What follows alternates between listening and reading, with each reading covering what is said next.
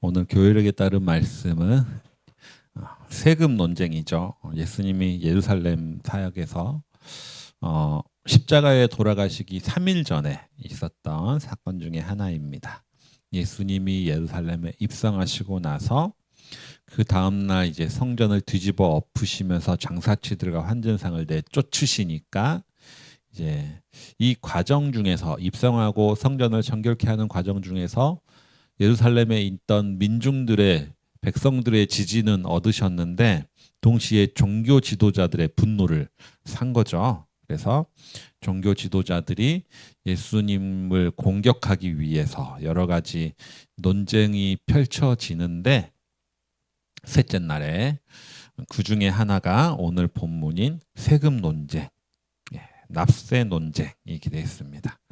오늘 본문이 참 공교롭다고 느끼는 거는 이번 주에 우리나라 가장 큰 이슈 중에 하나가 이제 부동산 세금 문제였죠. 정부가 부동산 세제 개편안을 내놓으면서 온갖 언론부터 시작해서 이제 윤단 폭격을 당하고 있는데 그렇기에 또 많은 분들이 주중에 이렇게 세금 이야기를 하다가 또 교회력에 따른 말씀이니까 오늘은 또 주일에 와서 세금 논쟁 본문을 만나게 될 것이라 생각이 됩니다. 재미있는 사실은 이번 세제 개편안은 강남의 초고가 아파트들을 겨냥한 정책인데 이 초고가 아파트들과 전혀 상관없는 분들도 마치 자기 세금이 올라가는 것처럼 비판을 하고 있는 모습을 보았습니다. 그만큼 우리는 세금 자체에 민감하게 반응을 합니다. 그리고 세금이 올라가는 것에 많은 거부감을 느끼죠. 그런데 우리가 느끼는 이 거부감은 예수님 시대의 유대인들이 가지고 있는 세금에 대한 거부감과는 비교할 수가 없었습니다.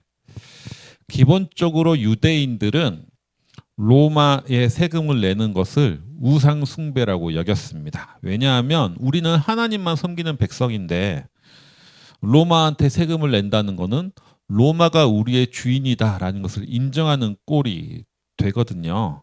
게다가 로마에서 사용하는 동전 자체가 이미 황제의 얼굴이 찍혀 있고 신의 아들이다라는 문구가 기록되어 있기 때문에 이 동전을 사용하고 이 동전을 소지하고 이 동전으로 세금을 내는 것 자체가 이미 우상숭배 행위에 해당되는 것처럼 느꼈습니다.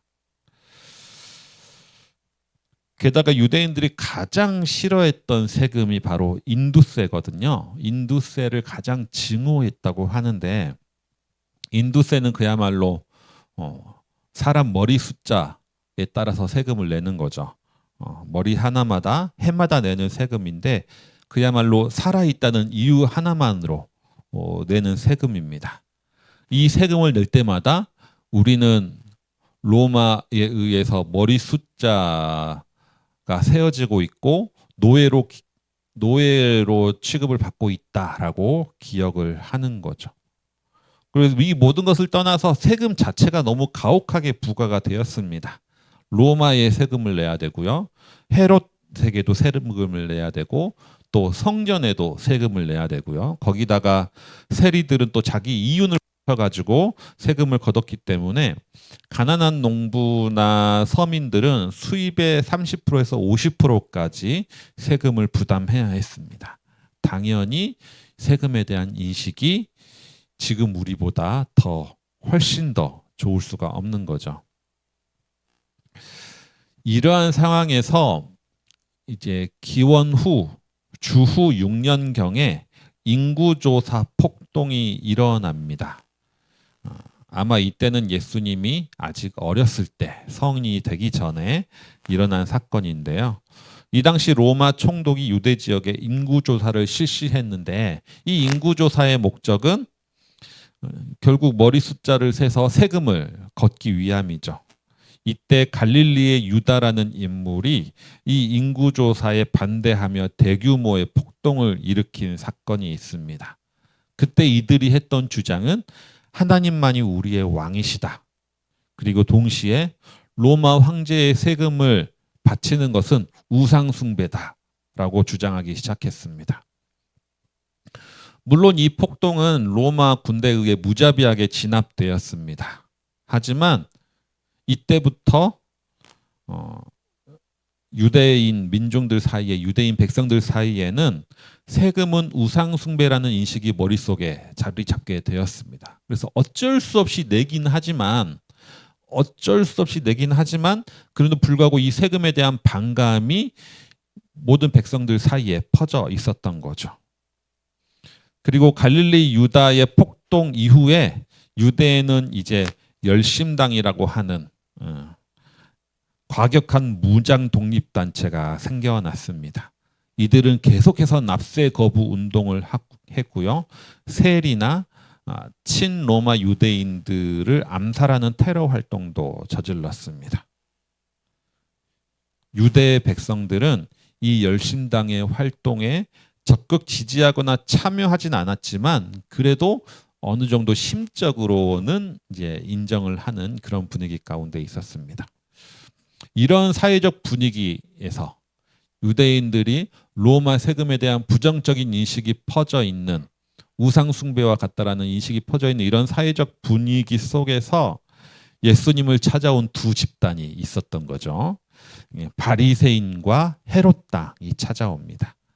사실 바리새인과 헤롯 당은 섞일 수가 없는 사람들입니다. 헤롯 당은 헤롯 가문을 정치적 지지 기반이 되는 사람들이죠. 헤롯 가문은 로마 황제의 신임을 얻어서 유대인의 통치자로 군림하는 가문입니다. 그러니까 이들을 적극 지지하는 헤롯 당은 당연히 친로마적인 성격이 강했습니다. 그리고 이들은 로마에게 세금을 내는 것을 당연하게 여기는 사람들인 거죠. 반면에 바리새인들은 민족주의적 성향을 가지고 있었던 부류들입니다. 이들은 당연히 로마에 세금 내는 것을 싫어했던 사람들인 거죠. 그러니까 세금에 대해서는 정반대의 견해를 가지고 있고 서로 늘 논쟁하고 싸웠던 이 두 집단이 같이 손잡고 예수님을 찾아온 거죠. 일단 예수님에게 결정적인 질문을 하기 전에 빌드업을 쌓습니다. 선생님은 정말 진실한 분이시고 아무에게도 매이지 않는 분이심을 압니다. 새 한글 성경으로 보면 이 부분을 좀 더 적나라하게 번역했는데요. 선생님은 참된 분이셔서 그 누구의 눈치도 보지 않으시는 분이심을 압니다. 라고 말을 합니다. 그러니까 예수님한테 눈치 보지 말고 소신 있게 자신의 질문에 대답해라 라는 어떤 빌드업을 쌓는 거죠. 헤롯의 눈치도 보지 말고 민중들의 눈치도 보지 말고 우리들이 던진 질문에 대한 대답을 할 수밖에 없도록 일종의 밑밥을 까는 칭찬이라고 볼 수가 있습니다. 그리고 나서 질문을 합니다. 황제에게 세금을 내야 합니까? 바쳐야 합니까? 아니면 바치지 말아야 합니까? 이 질문은 예수님이 혼자 있을 때 찾아와서 했던 질문이 아닙니다. 성전 안에서 수많은 사람들이 보는, 수많은 민중들에게 둘러싸여 있는 공개된 장소에서 던지는 질문입니다. 당연히 예수님이 세금을 바쳐야 한다라고 대답하면 이제 그 소문이 민중들을 통해서 삽시간에 퍼져 나가겠죠. 그동안 예수님이 성전을 청결케 하고 입성하시면서 가졌던 그 지지 기반이 순식간에 사라지는 대답이 될 것입니다. 반면에 세금을 내지 말라라고 하면 이제 같이 온 헤롯 당이 바로 헤롯에게 보고를 하게 될 것입니다. 이들은 아마 이 질문을 통해서 이제 예수님은 진퇴양난에 빠졌다라고 생각을 했을 겁니다. 이 질문에 대한 예수님의 대답이 뭔지는 다들 알고 계십니다. 황제의 것은 황제에게, 하나님의 것은 하나님께 돌려드려라 라고 예수님은 대답했죠. 우리에게 익숙한 개역개정 성경에는 가이사의 것은 가이사에게, 하나님의 것은 하나님에게라고 기록되어 있습니다. 그리고 이 예수님의 말씀은 특히 과거에 목회자 납세 운동할 때 많이 인용했던 말씀이기도 합니다. 지금이야 이제 성직자도 무조건 세금을 내도록 법으로 정해져 있기 때문에 목회자 납세 운동은 옛날 말이 되었지만, 과거에는 이제 목사들은 세금을 내지 않는 것을 주장하는 분들도 많았고, 또 세금을 내고 싶지만 내려고 국세청 찾아갔다가 거부당하는 분들도 있고 하는 일들도 있었습니다. 하지만 가이사의 것은 가이사에게, 하나님의 것은 하나님에게라는 예수님의 대답보다 더 중요한 것은 이 대답을 하기 전에 했던 예수님의 행동입니다. 예수님은 이 질문에 바로 대답하지 않으셨습니다. 먼저 뭐라고 말씀하셨습니까? 데나리온 한 잎을 나에게 보여달라라고 요구하십니다. 그리고 데나리온을 사람들이 가져오죠. 그 데나리온의 한쪽 면에는 당시 황제인 티베리우스의 흉상이 그려져 있고, 그 주위의 원으로 둘러서서 거룩한 신 아우구스투스의 아들 티베리우스 가이사라고 쓰여져 있었습니다. 예수님은 이 데나리온을 사람들에게 보여주면서 확인까지, 질문을 해서 확인까지 합니다. 이 형상과 글귀는 누구의 것이냐라고 확인 질문까지 하죠. 당연히 사람들은 황제의 것이다 라고 대답을 합니다. 이렇게 예수님은 사람들의 질문에 바로 답변하지 않고 데나리온을 보여주고 굳이 사람들에게 확인까지 하는 이유가 뭐냐? 황제의 것은 황제에게, 하나님의 것은 하나님에게 바쳐라라는 것은 너무나 당연한 말입니다. 너무나 당연한 말이죠. 중요한 거는 무엇이 황제의 것이고 무엇이 하나님의 것인가를 구분하는 것이 더 중요하기 때문에 예수님은 이렇게 말씀하셨던 겁니다. 그리고 그 구분하는 방법은 뭐냐? 형상입니다. 형상. 누구의 형상이 새겨져 있느냐로 구분한다는 것이죠. 이 당시 유대인들에게 사람은 하나님의 형상으로 지음받았다, 인간은 하나님의 형상으로 지음받았다는 사실은 너무나 당연하고 뼛속까지 새겨져 있는 상식입니다. 이들은 모세오경을 어릴 때부터 암송했고 배웠던 사람들이고, 그리고 그중에 창세기 1장 26절 27절은 그들의 신앙의 가장 핵심적인 것 중에 하나였기 때문에 당연히 모든 사람이 하나님의 형상으로 지음받았다, 모든 사람이라기보다는 모세오경은 자신들만의 어떤 경전이라고 여겼기 때문에 우리는 하나님의 형상으로 지음받았다는 사실이 너무나 당연한 상식적인 명제였습니다. 그렇기 때문에 예수님이 이 동전의 황제의 형상을 가리키고 나서 황제의 것과 하나님의 것을 구분하는 그 순간, 예수님이 그 말씀하시는 순간 당연히 모든 유대인들은 하나님의 형상으로 지음받은 나라는 인식이 머릿속에 바로 떠오르게 됩니다. 그리고 데나리온은 예수님이 이걸 의도하시기 위한 하나의 장치였던 거죠. 어쨌거나 예수님은 이 적대자들이 칭찬했던 것처럼 그 누구도 눈치 보지 않는 분이심인 것은 확실합니다. 예수님의 이 대답에 그 순간에는 모든 사람이 그 지혜로움에 감탄을 했습니다. 하지만 결과적으로 예수님의 이 대답은 민중들에게는 결국 로마의 세금 내라는 말이 돼버렸습니다. 그리고 이 예수님의 대답은 이 당시 세금 납부를 거부했던 열심당원의 리더격이라고 할 수 있는 바라바와 대비되는 말이 됩니다. 어쩌면 예수님의 이 대답이 3일 뒤에 민중들이 예수님을 십자가에 못 박고 바라바를 풀어달라라고 요구하게 만드는, 외치게 되는 기점이 되었다. 이 세금 논쟁이 그런 기점이 되었다라고 많은 성서학자들이 분석하고 있습니다. 오늘 본문을 통해서 그렇다면 오늘 본문을 통해서 지금 우리에게 주시는 메시지는 무엇일까? 많은 분들이 이 본문을 통해서 국가의 질서에 순종하라라는 뜻으로 해석을 합니다. 로마의 지배 역시 하나님의 통치 질서 아래 있음을 인정하고 세금 내라 라고 예수님이 말씀하셨다라는 거죠. 하지만 그렇다면 우리 역사적으로 부당한 권력에 맞선 세금 거부 운동들이 수없이 많이 있는데 이것을 통해서 민주 발전이 이루어졌는데 그럼 이것은 다 하나님의 질서에 반하는 행동인가?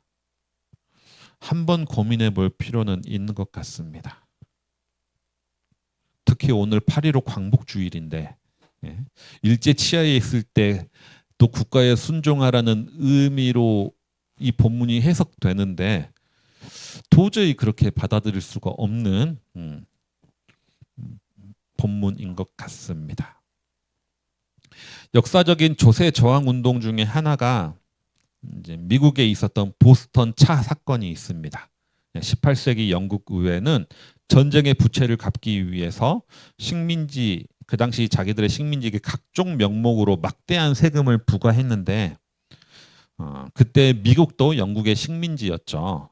그리고 식민지 주민들은 영국 의회에 대표가 한 명도 없다라는 것을 지적하면서 대표 없는 곳에 세금 없다라는 구호를 외치며 미국은 강력히 반발했습니다. 그러다가 영국이 이 차에 대한 세금까지 통과시키자 보스턴에서 영국의 배에 당시 상선에 올라가서 차가 담겨 있는 상자들을 죄다 바다에 내다 버렸는데 그 양이 엄청나서 보스턴 앞바다가 홍차처럼 변했다라고 해서 이제 보스턴 차 사건이 되는 거죠. 그리고 이 보스턴 차 사건을 통해서 미국의 독립전쟁이 시작이 됩니다. 근데 재미있는 사실은 우리나라 초기 선교사들 중에 한 명인 캐나다 선교사 제임스 게일이라는 선교사가 있는데요. 지금의 경신중고등학교의 모태인 경신학교를 이 제임스 게일이 개교합니다. 그리고 개교하면서 그 당시 경신학교 교과서에 이 보스턴 차 사건을 소개하고 있습니다. 그러니까 우리나라, 그 당시에 우리나라에서 보스턴 차 사건을 통해서 일종의 저항운동, 민주시민 정신을 교육했다라고 볼 수 있다고 장신대 이미국 교수님이 말씀을 하셨습니다. 저는 예수님의 이 말씀이 단순히 로마의 세금을 내라는 말씀이 부당한 권력이라도 하나님의 질서에 있으니까 순종하면서 살라는 의미로 해석을 할 수 없을 것 같습니다. 특히 지금 이 시대는 더욱 그렇죠. 그거는 우리가 모두 하나님의 형상으로 지음받았다는 민주시민의 기본 질서와 반대되는 것이기 때문입니다. 다만 오늘 본문을 통해서 하나님이 우리에게 주시는 메시지는 저는 첫째는 하나님 핑계대지 말라는 겁니다. 로마 황제가 그려진 동전을 사용하면서 로마가 만든 도로와 편의시설을 이용하면서 로마 질서가 주는 안락함과 편안함을 누리면서 나는 하나님의 백성이니까 로마의 세금을 내지 않겠다라고 말하지 말라는 겁니다. 거부하려면 이 모든 것을 다 거부해야 된다는 거죠. 로마 체제 자체를 거부해야지 로마의 모든 이득은 누리면서 세금만 거부하겠다? 이건 아니라는 겁니다.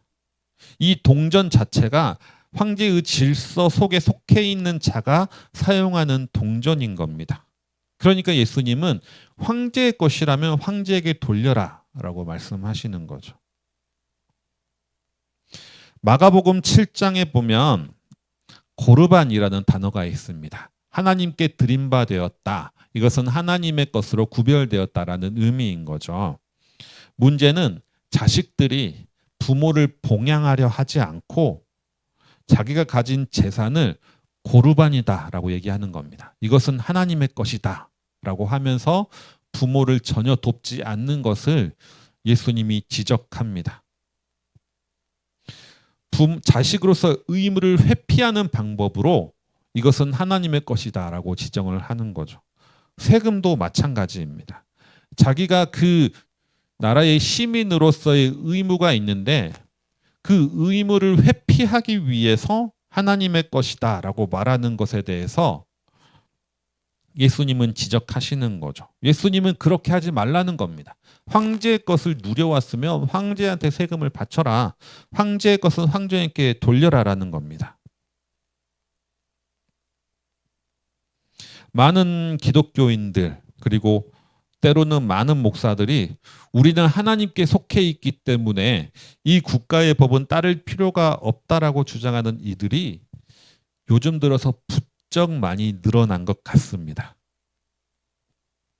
물론 우리는 다 하나님의 형상을 받은 민주 시민이기 때문에 시민 운동을 하는 것은 가능합니다. 다만 모든 누릴 것은 다 누리면서 시민으로서의 해야 될 의무를 하는 입장에서만 이것은 하나님의 것이다. 하나님 핑계 대지 말라는 거죠. 둘째는 우리는 하나님께 소유권이 있다라는 의미입니다. 로마 동전에 황제의 형상이 있다는 것은 황제의 소유임이 증명됩니다. 그리고 너희들에게 하나님의 형상이 있다는 것은 너희들 역시 하나님의 소유임이 드러난다라는 거죠. 말로만 하나님의 형상으로 지음받았다고 고백할 것이 아니라 정말 너희가 하나님의 소유된 백성인지를 돌아보라는 겁니다.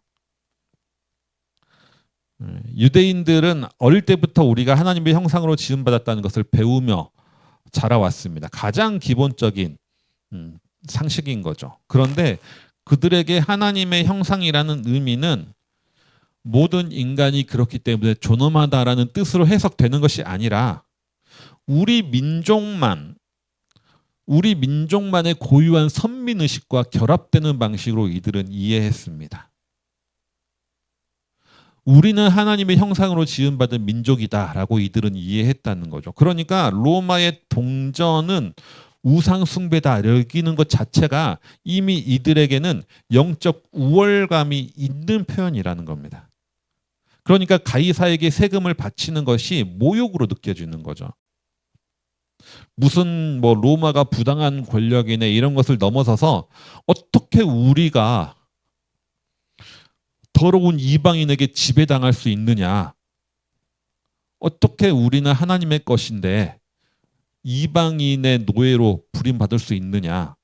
이런 의식을 가지고 있다라는 거죠. 그러나 예수님은 너희가 하나님의 형상이라는 것은 우월하다는 의미가 아니라 너희가 하나님의 것이라는 소유권의 의미가 있다라는 것을 깨닫게 하시는 거죠. 예수님의 대답, 가이사의 것은 가이사에게, 하나님의 것은 하나님께 바쳐라라는 이 대답은 이 두 가지의 의미가 담겨 있는 대답이었습니다. 말씀을 정리하겠습니다. 우리는 하나님의 백성이지만 동시에 대한민국 국민, 시민이기도 합니다. 사실 지금은 우리가 황제의 지배를 받는 시대는 아닙니다. 국민이 주권을 가지고 있는 시대이죠. 따라서 우리가 우리의 주권을 행사하는 것이 이 시대의 질서를 거스리는 행동은 아닙니다. 다만 우리가 하나님의 백성이기 때문에 이 세상 질서를 따를 필요가 없고 시민으로서 의무를 지킬 필요가 없다라고 주장해서는 안 됩니다. 우리는 이 땅에서 시민으로서의 의무를 다해야 됩니다. 동시에 하나님의 백성으로 그분의 형상을 드러내는 삶도 살아낼 수 있어야 합니다. 이러한 삶들을 살아가시는 모든 성도님들 되시기 바랍니다. 주신 말씀 기억하시면서 내기를 바라오며 기도 함께 드리겠습니다.